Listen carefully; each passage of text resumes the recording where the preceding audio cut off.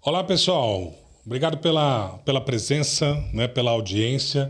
Bem-vindos ao podcast Nextbee. A gente está aqui começando a falar sobre como comprar e vender empresas.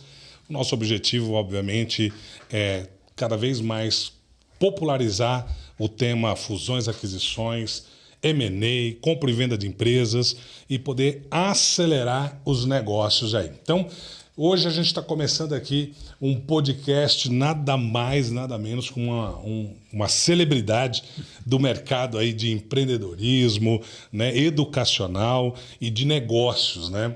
Então, meu nome é Fernando Marino, eu sou o CEO da Nextbee e estou aqui para a gente construir juntos esse conteúdo maravilhoso aí que a gente quer levar cada vez mais aí para o empresário, para o investidor, né, para as pessoas que se envolvem com esse mundo de M&A.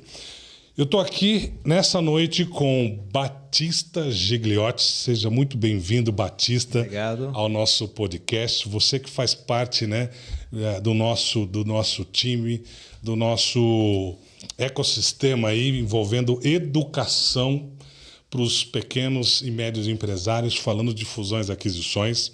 Você que é empreendedor, empresário, consultor de empresas, professor de pós-graduação da FIA, da ESPM, responsável pela expansão de várias marcas aí no Brasil, né, e por várias transações aí dentro do mercado.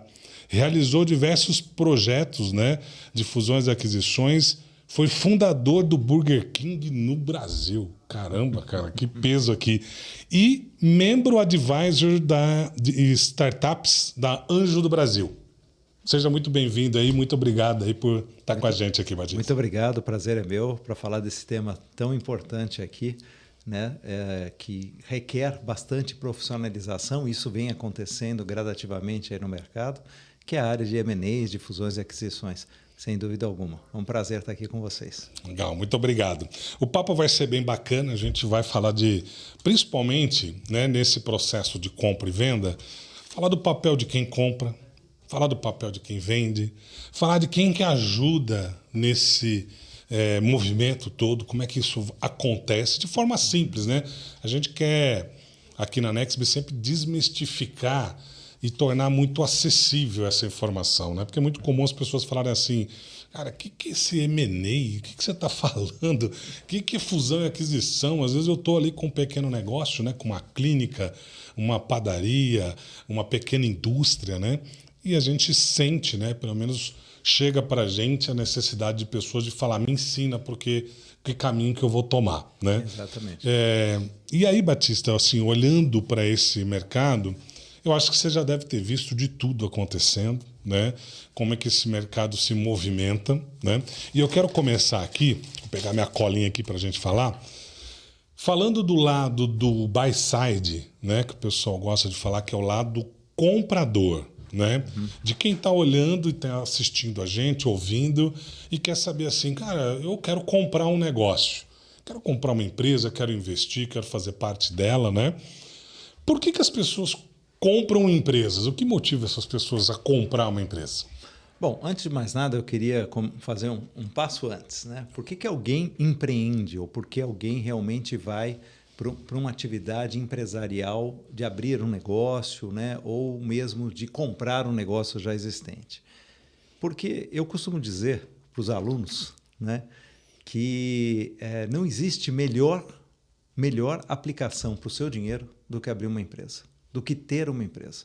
Por quê? Porque no mercado financeiro, no mercado imobiliário, você tem os ganhos, né, de mercado. Porém, quando você abre uma empresa, se você somar os 3 ganhos financeiros possíveis de uma empresa, não há nenhuma possibilidade de investimento que bata isso. Quais são essas 3? A primeira delas é o prolabore, se você é um sócio que trabalha. A segunda é a distribuição de lucros no final do exercício. E a terceira, que é o maior de todos os 3 valores, é o valor da empresa, o valor do negócio, né? Então, se você somar os 3, realmente você tem um ganho muito superior a qualquer outra aplicação financeira. Agora, claro, tem um problema, precisa dar certo. Tem todo Esse é o desafio. risco no meio do caminho. Tem todo um risco no meio do caminho. Né? E depende, e aí que a gente chega no ponto, depende muito de você. Né? Você é empreendedor, você é empresário, você está ali. Mesmo quando você compra uma franquia, você está à testa daquela unidade franqueada. Né? Então é importante você saber que você tem que estar envolvido, senão o negócio não vai acontecer. Meu avô, que foi um grande empreendedor, ele dizia, né? Os olhos do dono é que engordam o gado. E a ditado que não morre, ditado que não morre nunca. Né? E aí, respondendo diretamente à sua pergunta. Então, se abrir uma empresa ou se ter uma empresa, ter um negócio é algo que vai dar mais resultado financeiro para a minha vida, esse é um primeiro motivo pelo qual as pessoas compram uma empresa. Né? Aí você poderia dizer, bom, mas ao invés de comprar, eu quero abrir do zero. Só que quando você abre do zero, você tem muito mais incertezas, você tem muito mais riscos. Por quê? Porque você, por exemplo, você levantou de manhã, tinha uma grande ideia, que pode se tornar uma ideia de milhões. Sim. Ou bilhões até, né? Um unicórnio aí da vida. Mas o que acontece? Você não sabe qual vai ser a resposta do mercado ao que você vai fazer. Mesmo que seja um pequeno negócio num bairro, você não sabe exatamente qual vai ser a resposta daquele mercado para você. Então, são tantas as incertezas que existe, sim, um grau de risco muito elevado. Então, por que as pessoas decidem comprar empresa e não abrir uma empresa do zero? Porque você diminui muito o risco no sentido de que você tem conhecimento do histórico financeiro daquela empresa, você sabe se ela está dando resultado ou não, qual a participação que ela tem no mercado, qual é o grau, a reputação que essa empresa tem no mercado antes de comprá-la. Né? E você tem esse conhecimento. Então, isso diminui seu risco. E é claro que se você olhar para o que existe disponível no mercado, em termos de oferta de empresas à venda, você tem também uma que oferece menos risco ainda, que eu costumo dizer, que é o repasse de franquia, que é uma franquia, né, que está à venda para ser repassada para um outro franqueado. Por que ela é o melhor dos mundos em termos de segurança, em termos de risco? Porque você tem o ganho de conhecer o histórico financeiro, o histórico de mercado daquela empresa, mais uma outra vantagem, que é a transferência de know-how e o apoio e o suporte que um franqueador dá a essa empresa. Então, claro, isso tudo é necessário você verificar todas essas informações para ver se elas estão corretas. Se elas estiverem corretas, é por aí o caminho. Então, as pessoas muitas vezes compram empresa para isso, para ter um melhor resultado financeiro, mas também tem aquele comprador estratégico, né? O comprador também que está buscando uma sinergia com outros negócios. Né? Então, eu tive casos aí de uma vez, por exemplo, vou citar um caso. Uma vez nós tínhamos uma agência de turismo à venda. Uma agência de turismo que estava à venda, uma agência assim, bastante tradicional aqui em São Paulo, com quase 30 anos de existência, com uma carteira de clientes bastante sólida. E por que eles estavam vendendo? Porque o casal, que eram os proprietários, queriam se aposentar. E aí, na época, a gente conseguiu atrair 3 candidatos a comprar essa agência. Um deles era um indivíduo, uma pessoa física, que era o grande sonho da vida dele. Ter uma agência de turismo. Era ter uma agência de turismo.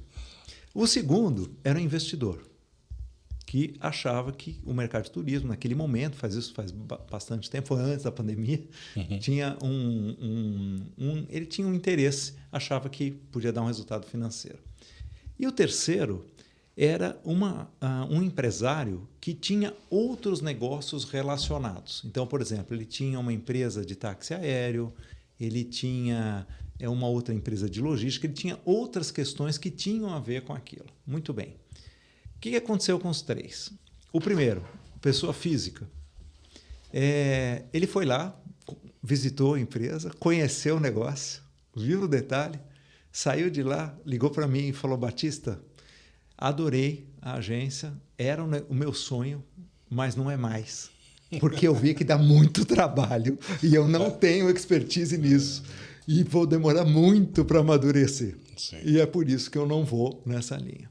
O segundo, que era o investidor, ele também não quis. Por que ele não quis? Porque aquela empresa ela, apesar de ter uma tradição no mercado e uma carteira muito sólida, por desânimo dos proprietários e tal, ela estava um pouco mais, vamos dizer assim, do ponto de vista inovação, apelo no mercado, ela estava meio estabilizada, meio estática, meio parada. Por falta de ânimo mesmo dos proprietários. Mas tinha um potencial gigante para crescer. Só que o investidor, que é só investidor, que não é operador, ele quer saber de quanto vai sobrar daqui 3 anos. Ele quer pensar na saída dele. Exato. E ele não consegue enxergar que um break-even hoje pode se tornar um negócio, retorno lá na frente, um retorno enorme em 1 ano ou 2 com alguns investimentos adicionais. Disse não. O terceiro, que era esse comprador estratégico, e esse é meu ponto, ele se interessou. Por quê? Porque ele falou para mim, Batista, a gente decidiu como grupo que a gente quer ter uma agência de turismo. E aí eu pensei, por que nós vamos abrir uma agência de turismo do zero se eu já posso ter uma agência de turismo com carteira e que acabe trazendo sinergia para os meus outros negócios? Ele se interessou e vou dizer mais, a boa notícia, ele comprou porteira fechada, pagou à vista sem fazer sequer auditoria, de tanto que ele queria. Ele assumiu o risco, ele falou, não importa. De qualquer Daí jeito, que eu quero assumir. o que eu vou dizer para você, bom, gente que trabalha no mercado sabe que isso aí é uma chance em 1 milhão de acontecer. É a mosca não branca. É a mosca branca, branca. exatamente. Legal. Bacana, Batista. Assim, eu falo que é importante a gente entender essas motivações, porque todo dia a gente se depara aí, né, dentro da Nexb principalmente, de compradores, né? E às vezes a gente, que nem você falou, a gente encontra muita gente que que nem você comentou o primeiro caso, né? A pessoa está interessada, acha que é o mercado ideal para ela, mas na hora que ela entra e descobre o tamanho do desafio e vê que ela não tem talvez todas as aptidões necessárias, eu falo, se ela ainda desiste, né, rápido ainda vai. Mas muitos acabam, às vezes, comprando sem orientação, entre qualquer... Eu brinco que tem muito aquele caso, né, que o cara fala, nossa, eu adoro cozinhar em casa. Ele vai lá e compra um restaurante. Eu também falo bastante isso.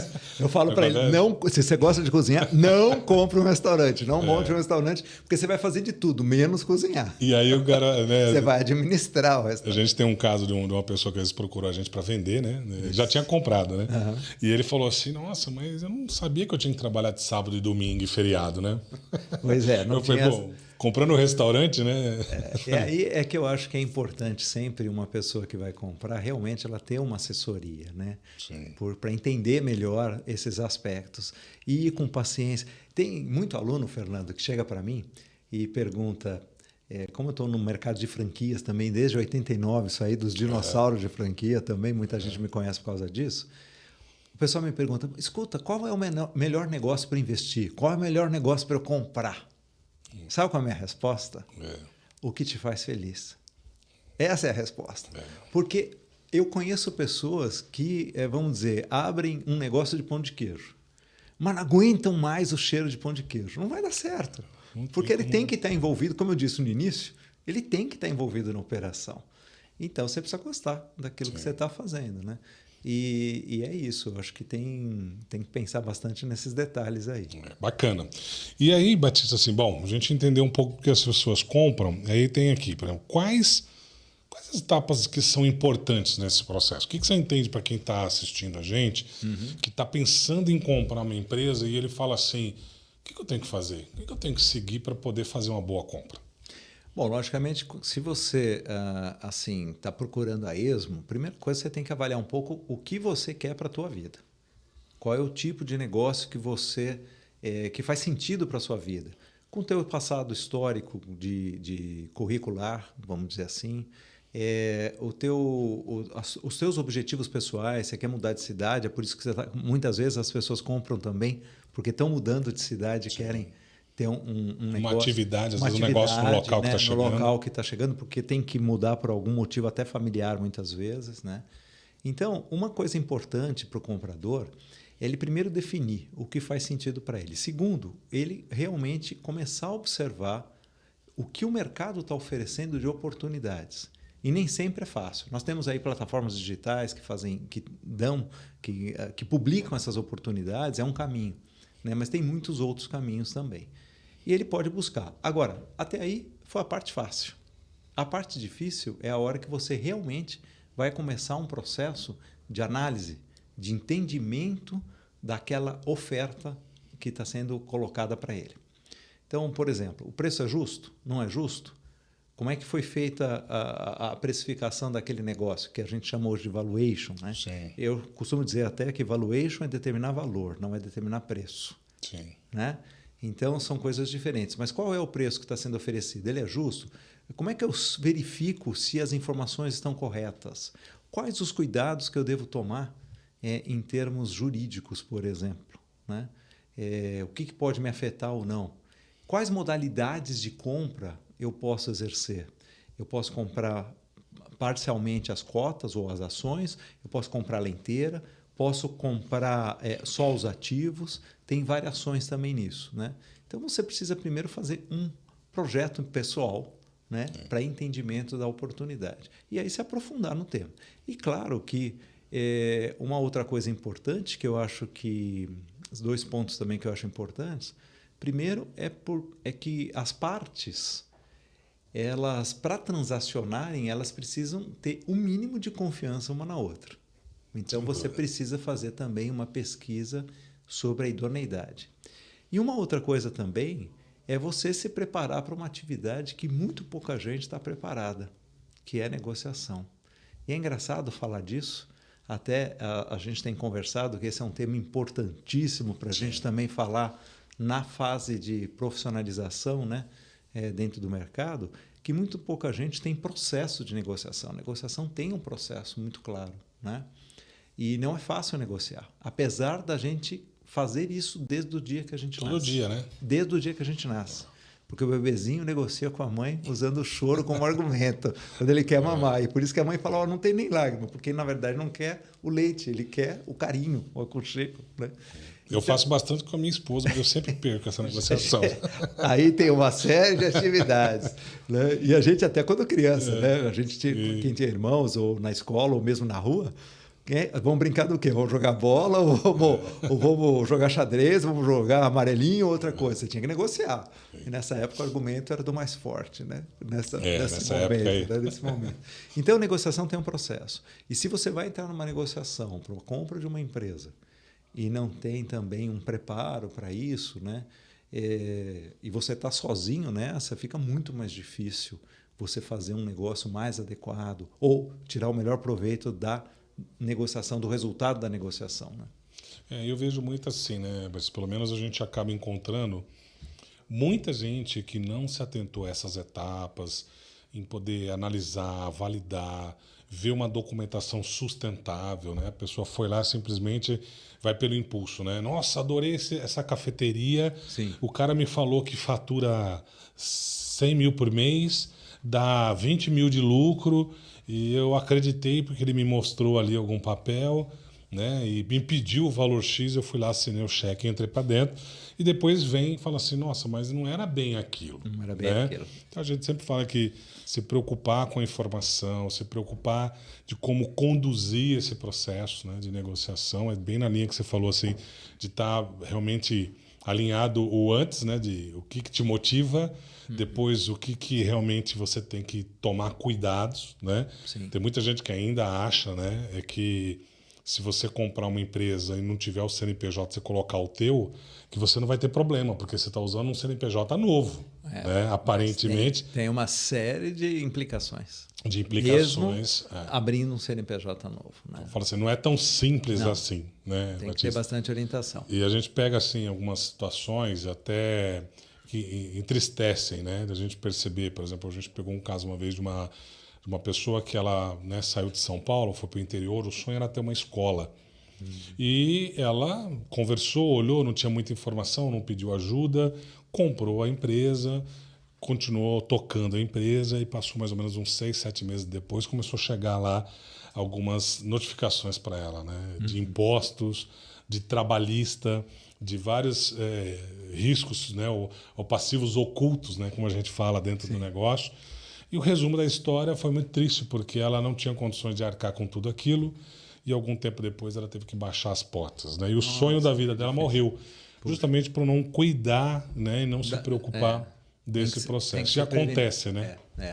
E existe todo um processo na realidade, né? Que a gente fala bastante isso nos cursos, nas capacitações, nos treinamentos, para aqueles que vão estar atuando nisso, né?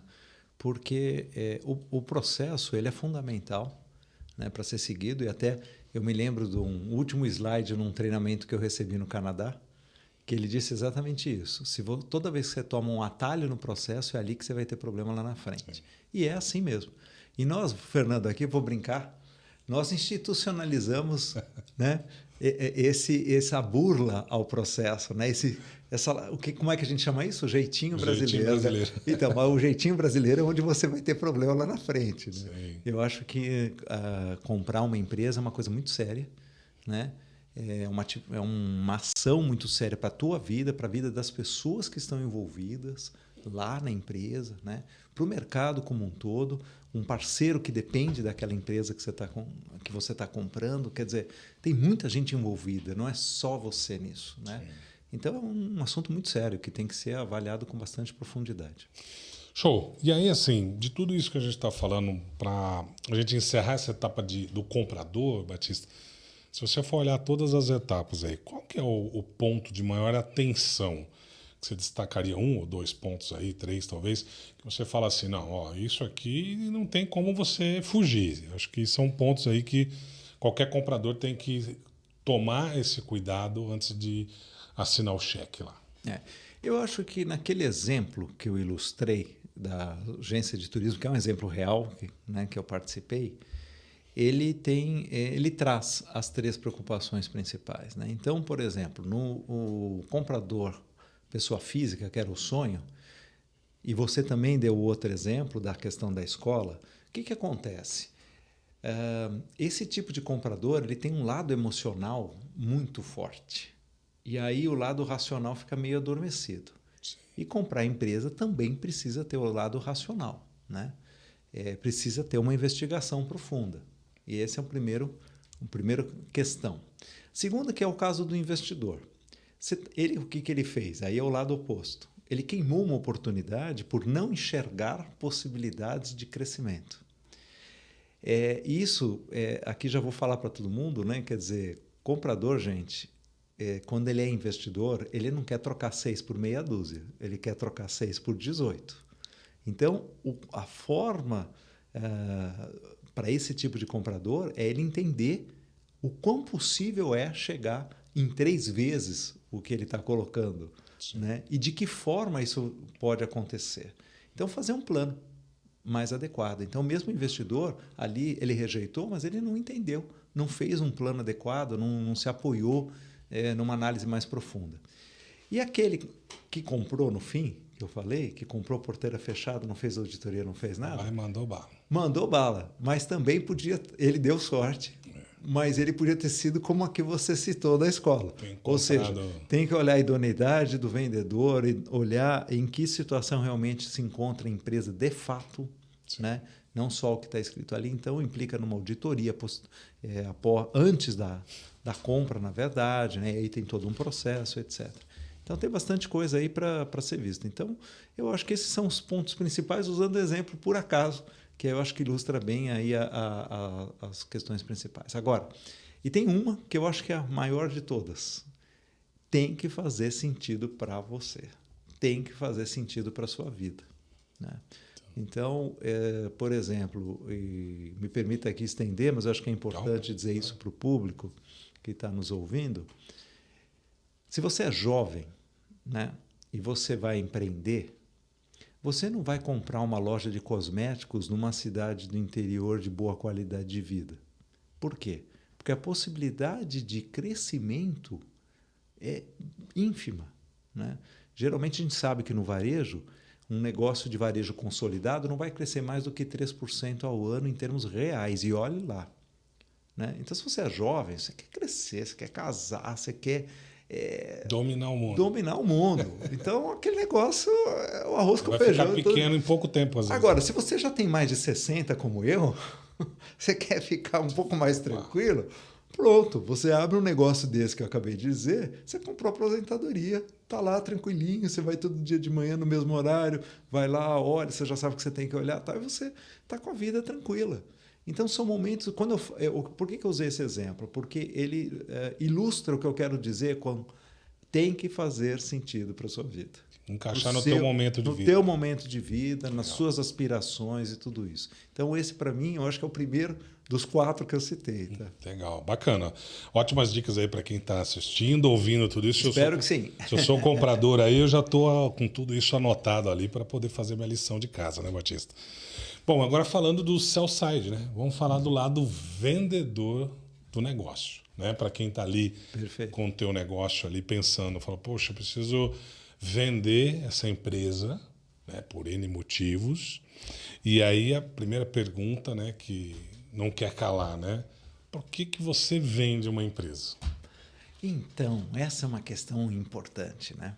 Porque no mercado brasileiro, diferente dos Estados Unidos, onde o mercado de M&A já está bem mais consolidado, né?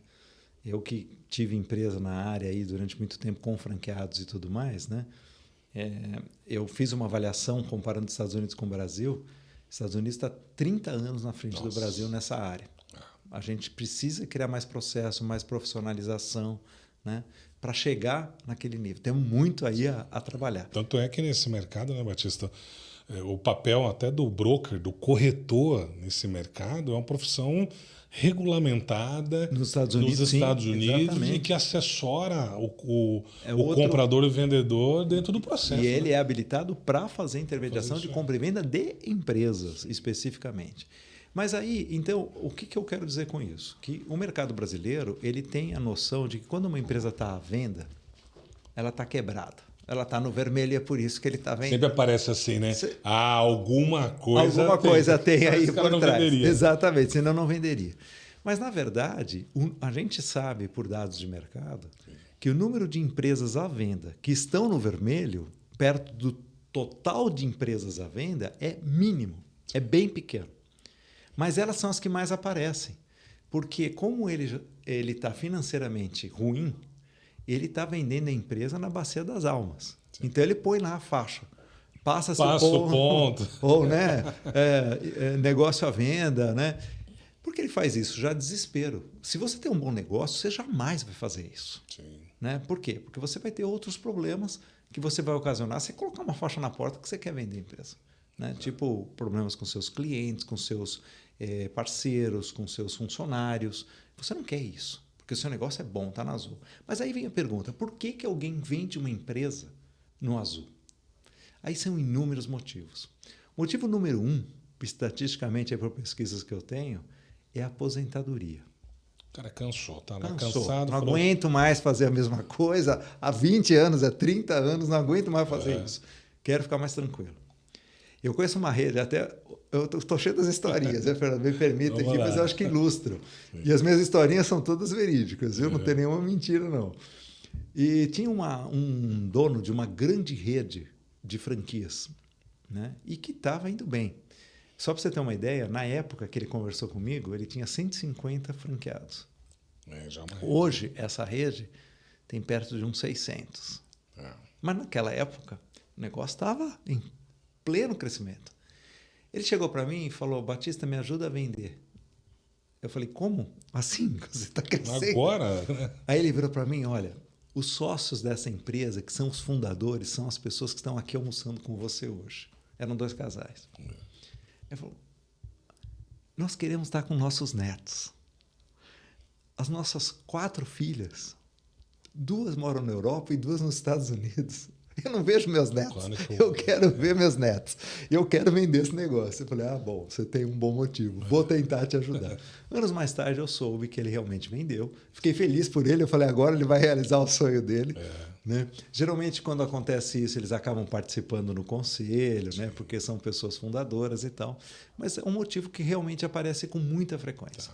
Um outro motivo também, que para vender uma empresa que está no azul, é você sentir que a empresa ela precisa uma outra injeção de capital. seja para ampliar a fábrica, seja para incluir uma nova tecnologia ou para investir em inovação, ela precisa sair daquele patamar e ir para outro. Então, o indivíduo coloca a empresa à venda para captar, não ela inteira, nesses casos ela não é ela inteira. Sim, Ele vende 30%, 40%, 20%, depende do que ele quer fazer. E aí ele coloca essa oferta para poder absorver um investidor que ajude a dar um outro salto para ir para outro patamar. Sim. É uma segunda possibilidade. Uma terceira possibilidade, que também, infelizmente, é muito comum, é por doença. Sim. Por enfermidade dos sócios ou, às vezes, de um parente muito próximo do sócio.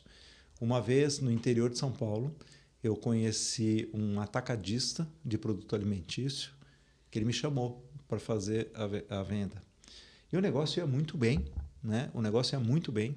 E eu falei, mas por que você está vendendo? Aí ele, com lágrima nos olhos, Fernando, ele mostrando o negócio para mim com todo orgulho, ele disse, Batista, é o seguinte, meu filho tem uma doença muito grave e eu preciso cuidar dele todos os dias.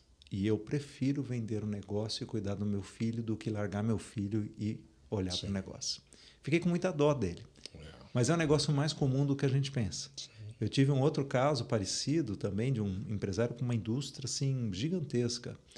E ele ficou sabendo que ele estava com uma doença terminal. Só que o único filho que ele tinha 16 anos. Então ele falou, Batista, eu preciso vender a empresa, porque era uma empresa muito grande. Sim.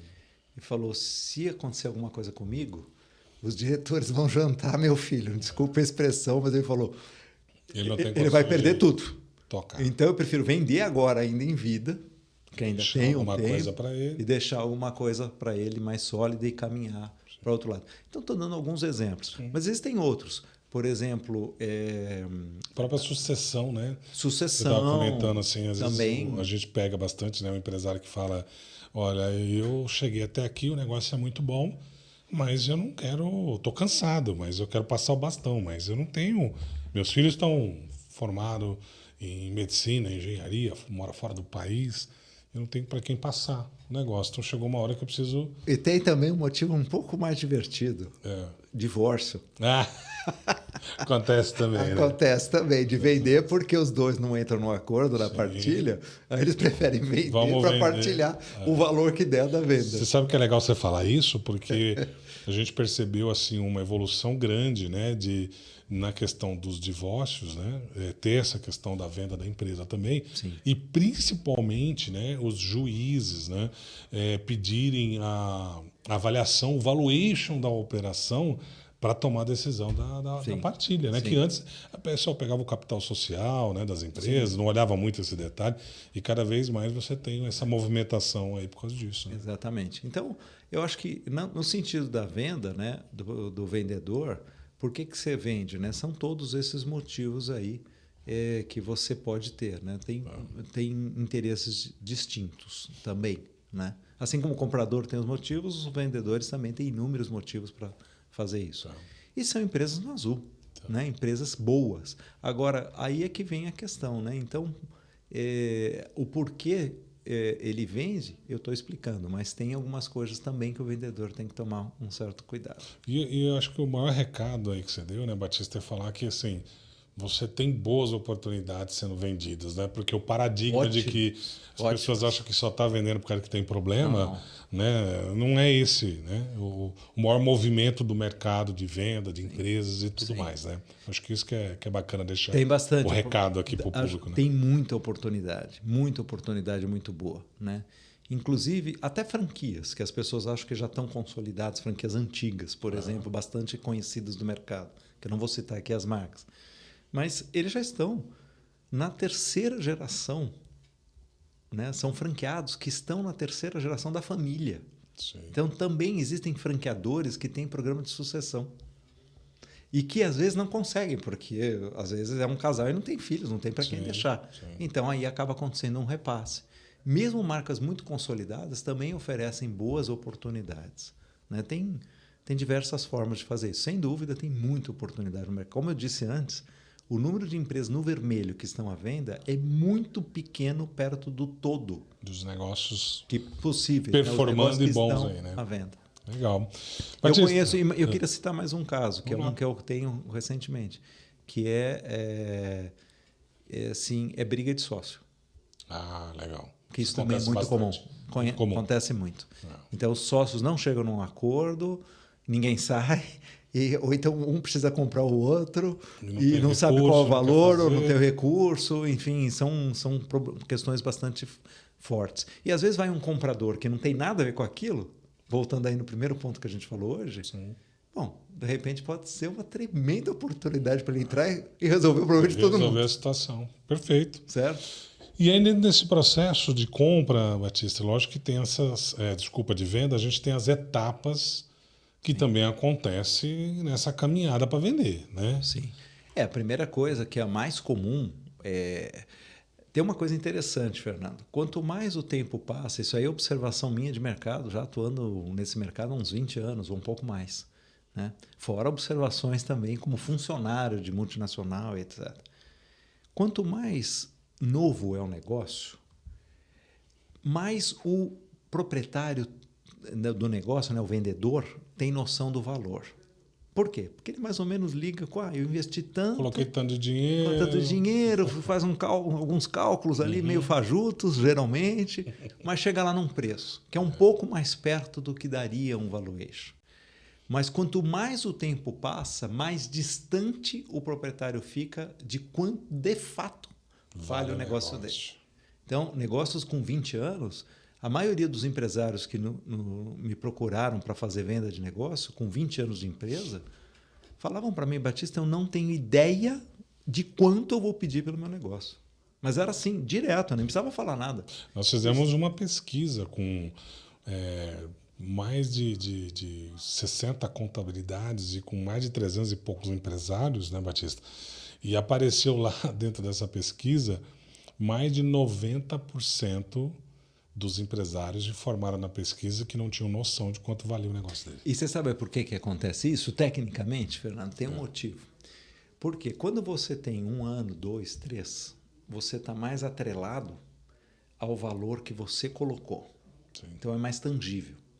Acontece que na medida que o seu negócio vai crescendo, vai amadurecendo, você incorpora muitos intangíveis ao teu negócio. E esses intangíveis nem sempre são fáceis de mensurar. Sim. Por exemplo, o valor de uma marca, uma patente que você desenvolveu, um processo que você desenvolveu dentro da empresa, né? Acordos de exclusividade que você desenvolveu com o tempo, fatores estratégicos mercadológicos que você desenvolveu. Por exemplo, no varejo, o que é um fator mercadológico? No varejo, se você tem o melhor ponto da cidade, você tem uma vantagem mercadológica gigante. Tá certo? Fluxo, né? Posicionamento, etc. Então, esses aspectos todos você vai desenvolvendo. Quanto mais passam os anos, mais você desenvolve esses intangíveis. Por isso que fica mais difícil do proprietário entender quanto de fato vale. Você escuta muito assim, né? Dele. Eu estou há 30 anos aqui. Estou há 30 anos aqui. 30 anos aqui. E geralmente é engraçado, né? Porque, e aqui é um alerta, tá? Que geralmente o empresário que tem mais tempo com o negócio, ele tem um preço na cabeça dele, imaginário, muito aquém do preço real. Geralmente é assim que acontece. Sim. E já o novo não, ele tem um preço acima, geralmente, do que realmente ela vale, porque ela ainda não está consolidada no mercado, né? No início. Né? Então, essas coisas são questões que a gente avalia num valuation, que a gente avalia no processo, né? E que eu acho que é importante a gente sempre estar de olho nisso. Né? Legal. Eu sempre falo muito assim, né, Batista?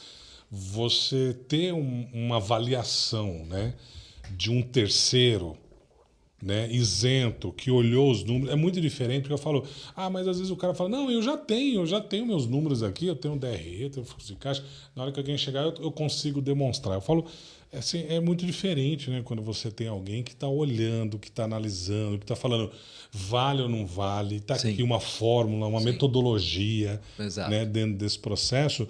Eu falo que isso facilita o processo de venda, a negociação, né? Porque uma coisa, a gente escuta muito assim, né? Às vezes aquele cara que fala, eu estou pedindo X pelo meu negócio. Né? Eu falo, pedir, todo mundo pode pedir. Né? Por isso que eu falei, preço não é valor. Não valor é uma nenhum, coisa, né? preço é outra. Eu falo, mas na hora de você defender o valor do teu negócio, você precisa ter uma metodologia, você precisa Sim. ter ali o apontamento do porquê que você está colocando na conta tudo aquilo, né? Exatamente. E às vezes eu falo, o empresário ele deixa passar isso no processo, e eu falo que bons negócios se perdem por não ter ali, né, um laudo, um documento, algo que dá credibilidade dessa negociação, né? E isso acaba passando, né? E ainda, você estava fazendo a pergunta, né, sobre o que o vendedor tem que tomar cuidado, tem que olhar as etapas, né? Tem uma etapa, por exemplo, fundamental para o vendedor que muitos que vendem negócio não são tão atentos, que é fazer também uma análise, uma auditoria sobre o comprador. Sim, saber quem que está vindo. Saber quem é que está comprando, especialmente porque a maioria dos negócios eles não são vendidos à vista. Então você também tem que entender se o outro tem capacidade de pagar o que ele está dizendo. E nós tivemos um caso, só para dar outro exemplo aí das minhas historinhas. Tinha uma vez nosso cliente era o vendedor. Porque às vezes a gente tem como cliente o comprador, né? Mas nesse caso era o vendedor. E aí se chegou a um acordo com o comprador, né? E na hora de nós investigarmos um pouco mais, aliás, um pouquinho antes da investigação sobre a idoneidade do comprador, o vendedor me ligou um dia e falou, Batista, é o seguinte, a gente está vendendo um empório, a empresa dele era um empório de vinhos. Sim. Falou, meu estoque, eu tenho 400 mil reais em estoque. A proposta dele foi 200 mil à vista e o restante em parcelas. Se eu entregar 400 mil reais em estoque de vinho para ele, você acha que ele vai me pagar? O risco é grande, né? O que eu faço? Mas vai a pergunta dele. O que eu faço? Porque eu não quero perder o comprador também. Falei, muito simples, vamos checar a idoneidade dele. Faz o seguinte, você guarda todo o estoque de vinhos na tua casa ou em algum lugar secreto e você vai dando a ele, na medida que ele vai pagando, você vai liberando. Então, por exemplo, ele pagou 200 mil à vista, você libera 200 mil de estoque para ele. Né? Sabe o que aconteceu? O comprador sumiu. Nossa. Se ele tivesse entregue, então estava até hoje, né? Estava até hoje, sem os vinhos ele. E sem o valor. Né? Então, eu estou dando, mais uma vez, exemplos para vocês que estão nos assistindo entenderem os aspectos, né? Que assim, são muitos detalhes, né? Que a gente precisa tomar cuidado. Né? E, então, de novo, uma assessoria é muito importante, né? São detalhes assim que... Uma outra coisa também que é comum, uma outra historinha bacana aqui de contar. Teve uma vez que nós tínhamos o vendedor e o comprador chegaram num acordo. Os advogados do vendedor e do comprador chegaram num acordo. Os contadores chegaram num acordo. Porque tem implicação tributária também quando você vende uma empresa. Claro. Porque ele é como vender um apartamento. Você vai ter que pagar, né, sobre o ganho de capital. Sim. E aí tem uma série de contas e os contadores também têm que chegar num acordo, porque também o comprador é igual comprar um imóvel, né? Você também não quer... o vendedor quer oferecer por um valor baixo, o comprador quer por um valor acima, porque amanhã, se ele for vender, ele também não quer ter esse prejuízo tributário. Mas aí, o que acontece? Todo mundo de acordo. E o sujeito não assinava, o vendedor não assinava. O vendedor. Por quê? E aí eu falei para o nosso broker que estava acompanhando, o nosso corretor, falei, fica do lado dele todo dia até ele assinar. Porque ele tem esse negócio há 30 anos. O que ele deve estar pensando agora é, o que eu vou fazer amanhã com esse dinheiro na minha conta? Vou ver televisão e pôr pijama, né? E bate aquele frio na barriga. Você entregou 30 anos da sua vida para um outro indivíduo. Então, esse lado psicológico é uma coisa que um profissional que trabalha intermediando, por exemplo, tem que estar atento. Ajudar, né? Ajudar nesse lado psicológico forte. Hoje... Até eu brinco e digo, esse caso é para colocar o indivíduo no divã, porque só isso é a solução, porque não tem mais o que fazer. Sim. Já tinha o valor negociado, as cláusulas negociadas, tudo negociado, ele não assinava. O cara estava ainda respirando, né? Então, pensando, é um trabalho que você que quer vender uma empresa, você tem que começar a pensar, bom, o que eu vou fazer depois que eu vender? Porque no primeiro momento, por exemplo, o cara que quer vender, né? O proprietário que quer vender porque está cansado. Ah, beleza, estou cansado, quero me livrar do negócio. Tá, você se livrou, mas e no dia seguinte? O que vai ser da sua vida? Mesmo que você tenha dinheiro suficiente para viver, mas qual a sua motivação para acordar de manhã? Percebe? Então, tem muitos aspectos para serem observados numa venda de um negócio. Sim. Né? E isso precisa estar muito bem, vamos falar assim, definido, né, Batistão? Eu falo muito. Que hoje mesmo a gente atendeu lá uma família, uma empresa 35 anos no mercado, tão cansado, né? Mas no meio da conversa você via aquela preocupação de será que eu vendo mesmo, não vendo, vai? E eu falo, isso precisa estar muito, né, acertado mesmo, de que não, eu quero vender, né? Então você tem que pensar mais um pouquinho, volta para trás, vai lá, respira fundo, discute. Vou dar um outro exemplo. São muitos exemplos, né? Mas teve um exemplo muito interessante que eu vi no Canadá durante o treinamento e vi aqui no Brasil a mesma situação com o mesmo segmento, que era de restaurante. Mas vou contar o caso do Brasil, que foi o caso que eu tive mais perto. Nós chegamos o indivíduo ligou, falou, olha, eu estou interessado em vender a empresa, queria que vocês intermediassem, vem aqui conversar comigo. E foi o meu corretor lá, uma pessoa da minha equipe. Foi lá e desenvolveu o trabalho, fez reuniões e tal. Falei, faz a reunião com a esposa também, porque senão vai ter problema lá na frente. Muito bem. Foi. Aí o corretor ligou para mim e falou, olha, Batista, ele vai fechar, mas precisa de você lá, que é o dono da empresa. Lá fui eu. Aí fui lá, fiquei 3 horas com ele e com a esposa. E ele, com maior orgulho, mostrando pela primeira vez para mim, né? O restaurante, né? Estava olhando, estava andando lá e falando com todo orgulho. Ficamos 3 horas lá, negociamos todos os valores do nosso contrato para intermediar, etc. e tal. Aí saí de lá, liguei para o corretor responsável, que não estava junto nesse dia. Liguei e falei, você pode fazer a minuta de contrato. A gente acordou como vai funcionar os nossos serviços. Aí ele falou, que legal, então, né, conseguimos esse cliente e tal. Eu falei, mas ele não vai assinar. Aí ele, como assim, Batista? Você não mandou fazer a minuta? Eu falei, mandei fazer a minuta, mas ele não vai assinar. Sabe por quê? Quem fala com brilho nos olhos do jeito que ele falou, pensando, ele virou para mim, por exemplo, e falou, olha, eu estou pensando em comprar o vizinho para fazer estacionamento para o restaurante. Como é que ele quer vender um negócio que ele está pensando em Ele não vai se desligar, porque aquele negócio é o negócio da vida dele. Né? E aí eu vou contar a história do Canadá que ilustra isso. Muito parecido. Também ligaram para nós no escritório, eu acompanhei. Era um restaurante lindo, estava muito bem montado, funcionando. Nós fomos na hora do almoço justamente para ver o movimento. Como é que estava? Né? Como é que estava. Almoçamos com ele. Mas antes do almoço, quando ele estava mostrando o restaurante para nós, o meu colega perguntou para ele, né? Por que você está querendo vender? Não, porque eu estou cansado de restaurante, não sei o que e tal. Não tem hora para chegar em casa, saio tarde. Legal. Só que o meu colega também era muito experiente.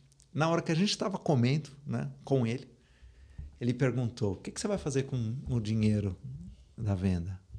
Na hora ele estava mastigando, colocando comida na boca e nem pensou na resposta. Sabe o que ele falou para nós? Vou abrir outro restaurante. Na hora que ele falou isso, nós ficamos olhando para ele. Né? Aí sabe quando a pessoa quer pôr as palavras de volta para dentro? Ele falou, já falei. Aí ele confessou para nós. Você sabe o que ele disse? Ele falou, não, quem está me atazanando para vender é a minha mulher, que ela não aguenta mais me ver chegando tarde e tal. E aí nós saímos, entramos no carro, eu e o meu colega. E meu colega falou para mim, ele nunca vai vender esse restaurante. Ou ele vai se divorciar. Entendi.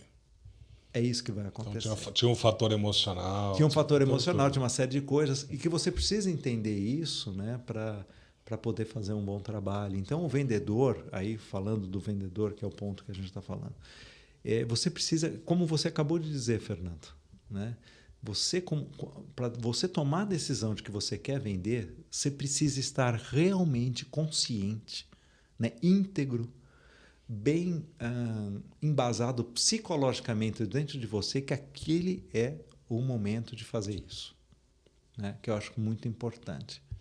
Não, isso é ótimo. Acho que para quem está assistindo, né, ouvindo a gente, e às vezes tá faltando, né, esse entendimento Sim. de que ele às vezes precisa realmente pensar nesse movimento, tomar uma decisão consciente, porque às vezes ele vai para o mercado, ele sai anunciando, sai querendo achar, perde o tempo, conversa com um monte de gente para depois, no fundo, falar assim, não é isso que eu quero fazer, né? E volta para trás. Então, acho que essa Aí reflexão... ele tomou a decisão, Fernando, aí é que começa o processo. E aí também ele tem que tomar vários cuidados, né? Então, por exemplo, para quem que eu vou vender? Como que eu vou fazer esse processo para não queimar a minha marca? Sim. Né? Sair colocando a faixa na frente. Colocando a faixa na frente. Falando para qualquer um. Para qualquer um e tal. Pede né? para os amigos ajudar a vender. Né? Outra coisa, não preparar a sua empresa para ser vendida. Né? Então, que dados um comprador vai pedir para mim? Eu tenho esses dados à mão? Eles estão prontos? Né? O que é que um comprador vai perguntar para mim quando ele vier falar comigo sobre o meu negócio? Uma que coisa, ele vai querer saber? Uma coisa que acontece muito, né, Batista? Às vezes a gente fala, você vai fazer a avaliação da empresa, o empresário não tem controle financeiro. O cara não tem um demonstrativo de resultado. O próprio trabalho de valuation é uma espécie de pente fino. Para você ajudar, o cara fala, cara, eu não tenho, eu preciso desenvolver essas questões. Né? Estoque, por exemplo, e muitas dúvidas vão surgindo. Estoque é uma delas, muito grande. Né? Como é que eu lido com estoque? Como é que eu falo do estoque com um vendedor? Né? Como é que a gente faz isso? O estoque que eu vou entregar, o estoque do dia da assinatura ou o dia que eu recebo o cheque? Sim. E se der diferença? Ele vai fazer auditoria nisso? Tem uma série de perguntas. E o caixa, né? Então tem um dinheiro no caixa, um dinheiro aplicado. Quer ver um exemplo de que muitas vezes o vendedor não se dá conta? Pegar o caso de academia. Então você vende planos. Aí eu pergunto, eu sou vendedor e tenho lá 3.000 clientes cadastrados. Aí eu vendo e o sujeito que vai... desses 3.000, 300 foram nos últimos 3 meses. De quem é a carteira de recebível? De quem vende ou de quem compra? Porque quem vende fez o investimento na prospecção e fez a negociação com esse cliente. Sim. Mas quem compra vai operar a entrega do serviço. Todo mês o aluno está ali, né? E olha como é delicada essa situação. É só um item para chamar a atenção né, do que realmente tem que ser pensado. Né? Nós já pegamos clínica de estética, vendeu o pacote. Uhum. E aí a dona da empresa antecipou, né? Precisava fazer caixa, antecipou toda a receita dos cartões, né? Só que quem está comprando vai ter que terminar de entregar o pacote. Exatamente. Né? E cadê essa receita? Então, aí tem uma negociação, só nesse item cabe uma negociaçãozinha, só para esse item. A mesma coisa, sobra de caixa, débitos, aí, enfim, tem uma série de itens que a gente precisa estar atento aí sobre isso. Sensacional, mas eu acho que né, o nosso público está começando a entender todo esse passo a passo, tendo a visão de como funcionam os dois lados da moeda, aí, quem compra e quem vende. Né? Mas aí tem uma figura importante nesse processo que eu quero chamar para o nosso bate-papo aqui, que é o papel do advisor, o papel do corretor. Quem é essa figura no mercado, né? E qual o papel dele numa transação, a importância desse papel.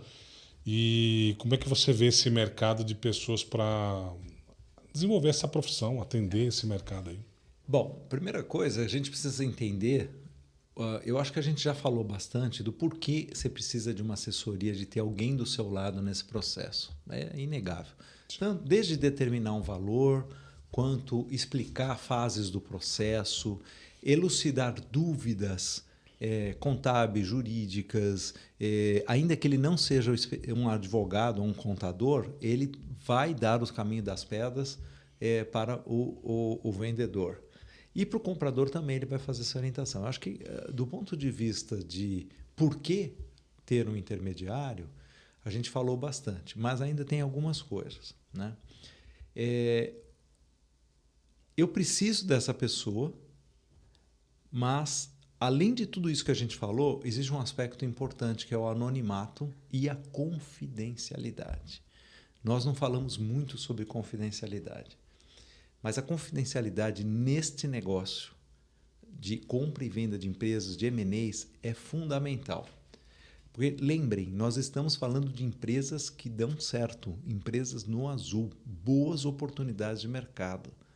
Você não quer divulgar isso para concorrente seu, quanto é que você está querendo pelo teu negócio, quanto você fatura, quantos funcionários você tem, qual é o seu passivo. Margem de lucro, Teus fornecedores participação de mercado, seus estratégicos. fornecedores estratégicos, seus contratos, seu contrato de locação. Eu brinco que assim, Né? é divulgar a receita do bolo, né? Você não vai querer fazer isso. Então, a confidencialidade é fundamental. Então, você precisa também dessa pessoa, porque não é você que vai fazer isso.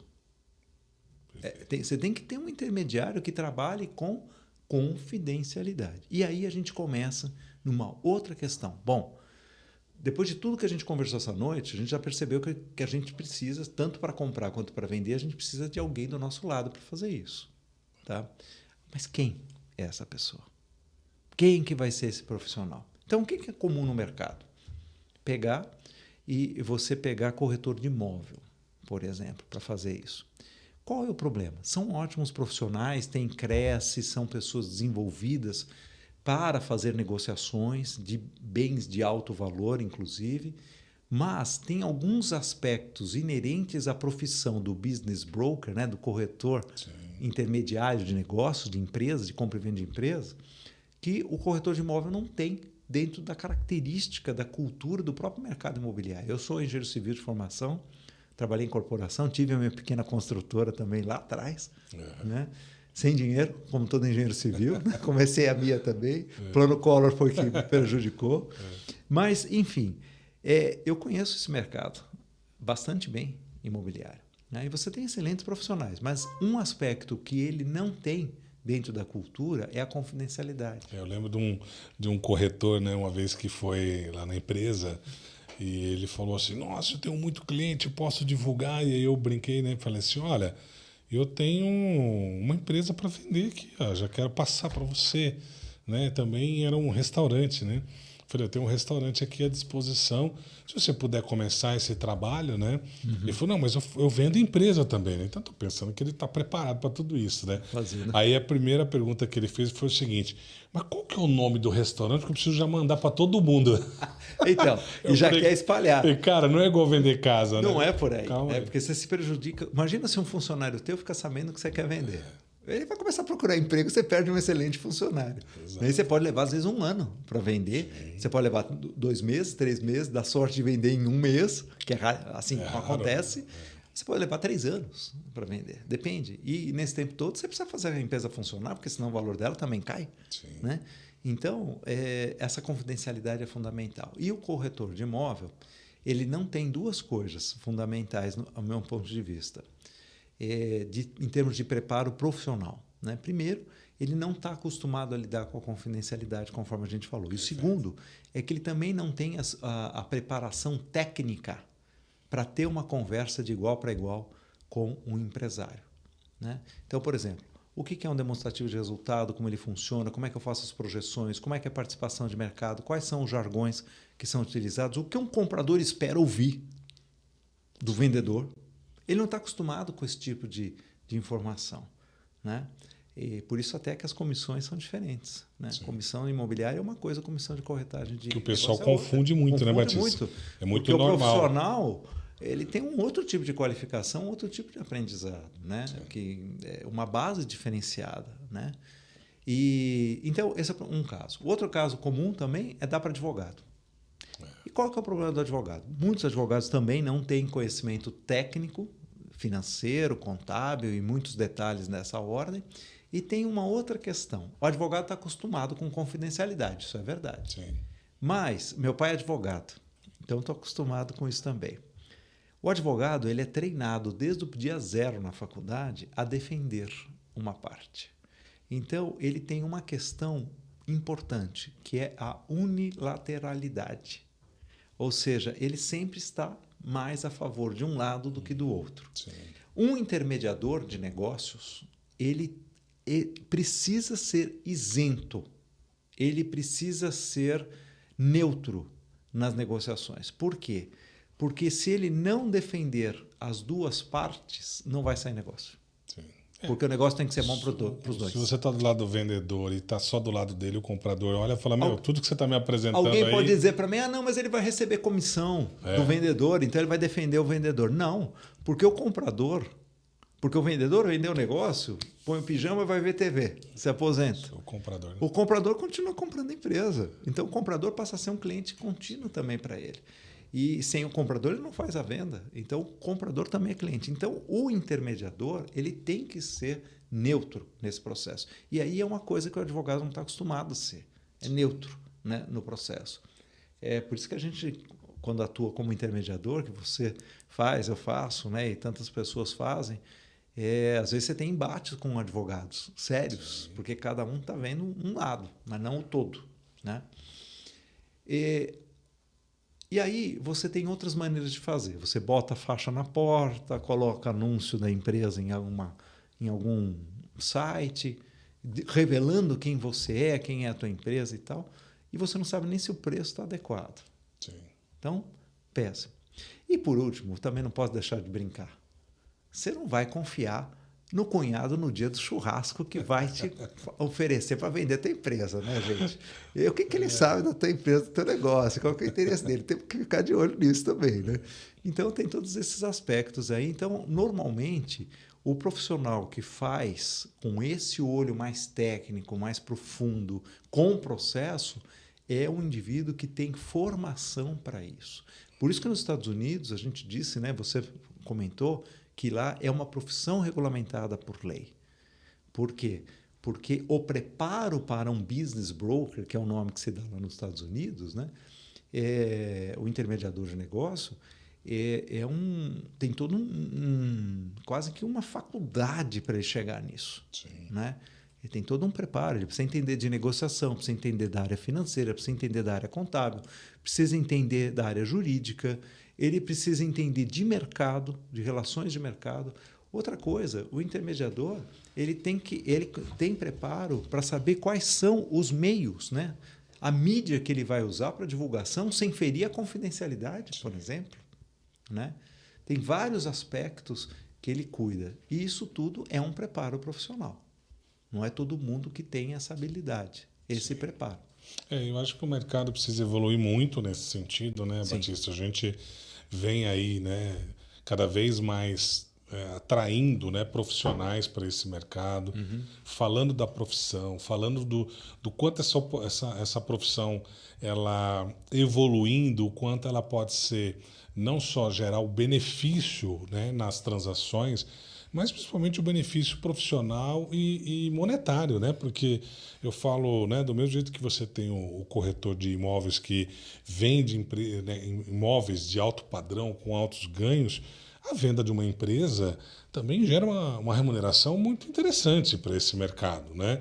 E eu falo que os profissionais, você citou o corretor de imóvel, às vezes tem o corretor de seguro, assessor de investimentos, pessoas que às vezes já estão no meio empresarial, já tem uma São corretores de outras áreas. De outras áreas, né, correlatas ali, tem uma certa bagagem. Eles podem se beneficiar com todo esse movimento, né? Mas precisa se profissionalizar. Né? Então, eu falo, precisa aprender, né? Ter conhecimento, investir em educação. Né? Eu acho que você vem desenvolvendo, inclusive, um trabalho, né, educacional, né, junto até com a Nexb para esse mercado, porque a gente quer formar e ter muitos corretores no mercado, né, que possam ajudar a expandir esse movimento que a gente está fazendo aí. E eu acho que o convite está aí, né? Trazer esse público para vem conhecer esse mercado, vem aprender, vamos potencializar e vamos ganhar dinheiro com isso, né? É isso mesmo. E o potencial é grande mesmo. Porque quando você percebe, primeiro você corretor, né? Você intermediador, você percebe que você está entregando valor para as partes, e veja que eu falei valor, né? para as partes, então o comprador sai satisfeito e o vendedor sai satisfeito, quando você percebe que você tem condição de gerar este valor para eles, poxa, você tem um diamante na mão. E o diamante custa caro. Então, quanto melhor você fizer isso, maior vai ser o seu ganho profissional, não resta a menor dúvida. Então, o potencial de ganho é grande. E, além disso, tem uma outra questão. Porque a margem, né, quer dizer, eu ter uma comissão mais interessante, quando eu entrego mais valor, obviamente que isso se justifica. Mas, além disso, você, através de processo, você aprende como fazer isso várias vezes e não uma única vez. O suficiente para eu manter e me progredir e me desenvolver como profissão, né, com esta profissão. Né? Desenvolver e crescer mesmo. Então, o potencial de ganhos é enorme. Nós temos casos, a gente vê aí, né, na nossa própria rede, né, corretores lá que às vezes o pessoal fica abismado, ganha 20, 30 mil reais por mês de comissões de transações que eles fizeram, né?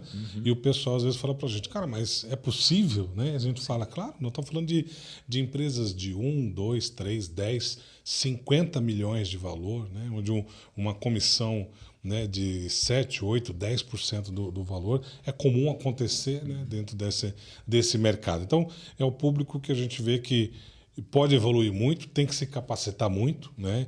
E poder realmente estar engajado, né, dentro de uma rede. Né? Eu sempre falo que na Nexb a gente oferece ferramentas, soluções, apoio, suporte, né, para que esse público, né, de corretores e de broker possam, né, realmente fazer parte de todo o nosso time e ajudar nessa caminhada de compra e venda de empresas. Aí, porque eu vejo assim, né, o mercado também está crescendo muito, né, Batista? A gente vê que nem se falava tanto desse movimento de comprar empresas e nunca se falou tanto hoje de que comprar empresas, e você disse isso, encurta o caminho, acelera o crescimento, o cara já pega negócios que já fizeram uma escadinha ali, uma caminhada no mercado e hoje, na mão às vezes de um bom gestor, de um bom investidor, de um cara que está querendo fazer negócio, o negócio vai deslanchar. Sem dúvida. É um mercado que está aí, assim, a pleno vapor. Um detalhe importante que a gente aprende depois de tantos anos no mercado, Fernando,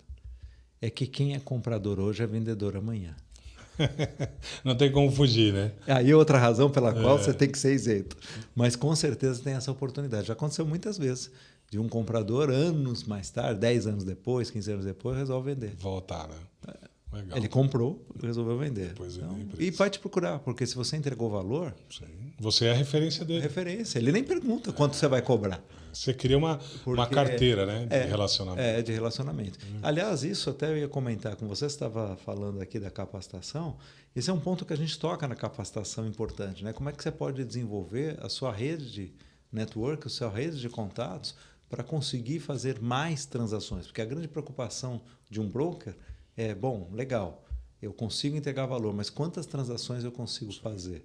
Como é que eu posso multiplicar esse número de transações? Com processo e com ferramentas. E é isso que a gente faz na capacitação. Legal.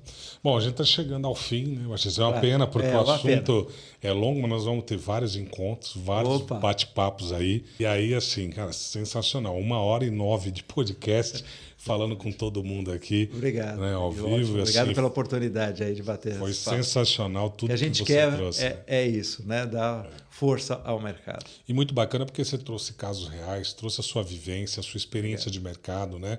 Eu acho que é isso que o público está precisando ouvir, né? Conseguir entender que isso faz parte do dia a dia dele, pode fazer, né, parte de amanhã, depois, né, no futuro, mas a gente tem toda essa caminhada aí que a gente vem esclarecendo, né? Então, gostaria que você, né, falasse as suas palavras finais aí para quem está ouvindo a gente e que ouviu esse Fernando, tema. eu já falei muito, mas eu quero dizer uma coisa. Espero todos vocês nas próximas oportunidades, porque eu quero continuar falando do tema. Porque eu faço isso com brilho nos olhos, acho que vocês perceberam. Porque eu realmente acredito que a gente precisa disso. Batista, muito obrigado mais uma vez. Obrigado a você pela oportunidade. Obrigado a todos que nos assistiram. Quem quiser acompanhar mais e ter mais informações, acompanhe a Nexb nos nossos canais aí. Legal. Batista, deixa tuas redes sociais aqui para quem está assistindo a gente, por favor. Bom, é só procurar no LinkedIn, Instagram, Facebook, Batista Gigliotti, que Gigliotti com 2 T's, Gigliotti, Batista Gigliotti. Legal. Batista sem P. Ah, legal, bacana, Batista. Pessoal, então segue a gente nas nossos canais, nossas redes sociais, Fernando Nexby e também Nexby Brasil. E se você quer saber mais e quer se tornar também um corretor, um broker da Nexby, acesse essas nossas redes e chama a gente aí. Se você quer assistir os nossos próximos episódios aí do podcast, fica atento aí nos nossos canais.